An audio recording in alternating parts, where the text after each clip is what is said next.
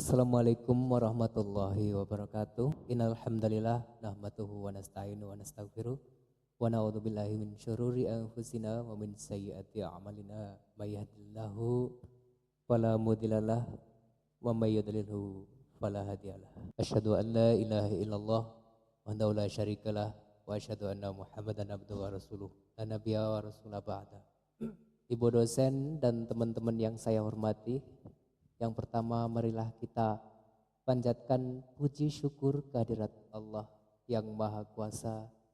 Karena limpahan rahmat-Nya lah kita dapat belajar dan masih mendapatkan nikmat iman, nikmat Islam, dan tentunya nikmat sehat yang kita rasakan sampai pada kesempatan kali ini. Ketiga kalinya izinkan saya untuk mempresentasikan yaitu tentang poligami. Nah, perspektif ulama, hukum dan dampaknya. Oke, yang pertama yaitu stigma negatif poligami ini. Nah, poligami ini sering dikaitkan dengan ketidakadilan terhadap perempuan. Kemudian pro kontra terjadi baik di kalangan masyarakat maupun ulama. Nah, mudah-mudahan dengan adanya presentasi ini kita dapat memahami pandangan ulama tentang poligami, kemudian kita dapat menganalisis dampak historis hukum dan sosial. Dan tentunya juga apresiasi kepada Ibu dosen Bu Evi Septiani yang telah membimbing kami, dan kemudian kepada rekan-rekan yang telah bekerja sama dalam penyelesaian makalah ini. Nah, pandangan ulama tentang poligami yang pertama yaitu masalah perbedaan pendapat. Sebagian ulama membolehkan kita itu untuk berpoligami asalkan nih kita itu bisa adil terhadap antar istri.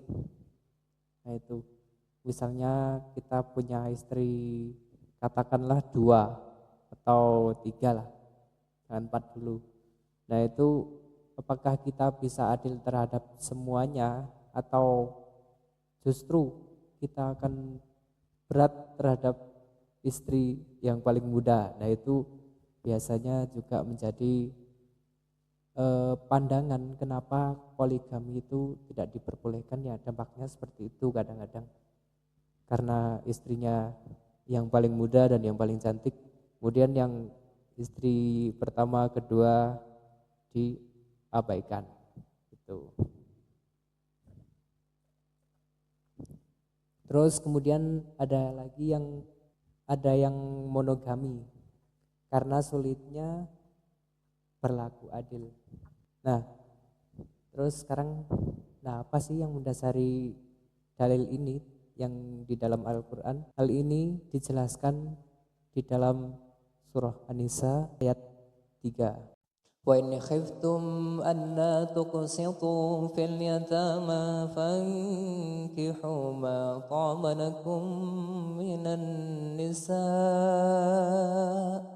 فانكحوا ما طاب لكم من النساء مثنى وثلاث ورباع فإن خفتم ألا تعدلوا فواحدة أو ما ملكت أيمانكم ذلك أدنى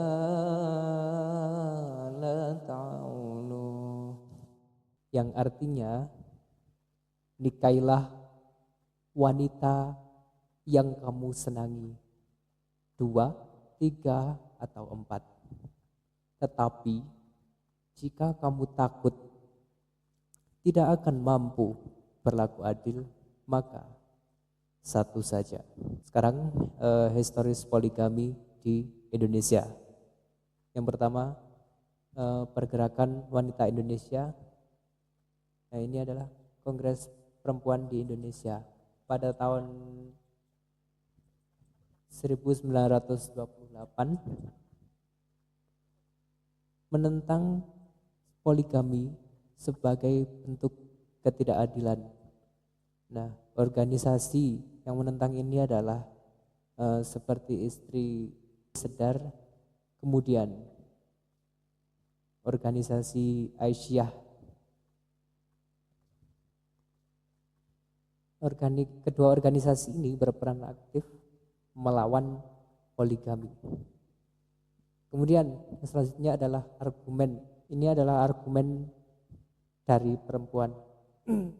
Poligami ini dianggap merugikan perempuan dan anak-anak. Nah, undang-undang tentang ini adalah Undang-Undang Perkawinan Indonesia. Yang pertama, Undang-Undang Perkawinan 1974. Undang-undang ini membatasi poligami dengan persyaratan tetap izin dari pengadilan, persetujuan istri. Kemudian selanjutnya adalah melindungi hak perempuan dan anak. Nah, selanjutnya adalah tantangan implementasi. Tantangannya yaitu ketidakpatuhan masyarakat terhadap undang-undang poligami sering terjadi karena tanpa izin resmi. Selanjutnya adalah dampak negatif. Nah, dampak negatif poligami ini yang pertama yaitu ekonomi. Tekanan ekonomi karena pembagian sumber daya yang tidak adil. Kemudian yang kedua secara dampak psikologis. Ini meliputi depresi, kecemasan, rendahnya harga diri pada perempuan. Nah, jadi sangat ngeri sekali ya. 3, sosial anak-anak kurangnya percaya diri, kemudian sulit untuk beradaptasi. Nah, mungkin itu materi tentang poligami. Dan selanjutnya intinya kesimpulannya adalah poligami adalah isu kompleks dengan pandangan yang beragam. Undang-Undang Perkawinan 1974 membatasi praktik poligami, tetapi implementasinya masih menghadapi tantangan. Dampak negatif poligami mencakup yang pertama ekonomi, kemudian psikologis dan sosial. Yang kedua adalah saran. Sarannya adalah penting untuk meninjau ulang kebijakan dan mendukung keadilan dalam perkawinan. Edukasi masyarakat tentang hak perempuan dan dampak poligami. Oke, mungkin sekian yang dapat saya sampaikan.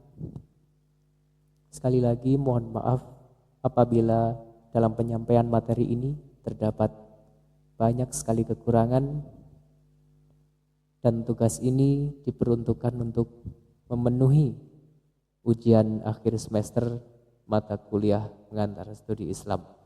Terima kasih, mudah-mudahan kita dapat mengambil hikmah dari semua ini. Sekian, nun wal qalami wa mayasturun. Allahumma fiq ila aqwamin thariq. Assalamualaikum warahmatullahi wabarakatuh.